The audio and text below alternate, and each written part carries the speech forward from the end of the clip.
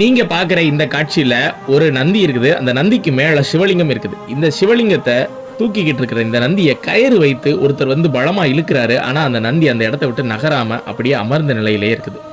இந்த காட்சியை வைத்துதாங்க விருதுநகர் மாவட்டத்தில் இருக்கிற சிவகாசியோட ஊர் வரலாறே இருக்குது அப்படின்னு சொன்னா உங்களால நம்ப முடியுதா? தென்காசி பாண்டியர்கள்ல ஒருவரான அரிகேசரி பராக்கிரம பாண்டிய மன்னர் தென்காசியில ஒரு மிகப்பெரிய சிவன் கோவில் கட்ட என்றாரு. இதனால காசியிலிருந்து ஒரு சிவலிங்கத்தை காளை வாகனத்தின் மீது வைத்து அந்த இடத்துல இருந்து நம்ம தமிழ்நாட்டுக்கு கொண்டு வராரு. வரும் வழியில ஒரு நாள் இரவு தங்கக்கூடிய சூழல் ஏற்படுது. இதனால காளைய ஒரு வில்வ மரத்துக்கு கீழே கட்டி வைக்கிறாங்க. மறுநாள் காளை எந்திரிச்சு அந்த காளையை வந்து இழுக்கும் போது அந்த காளை வந்து அந்த இடத்தை விட்டு நகரல.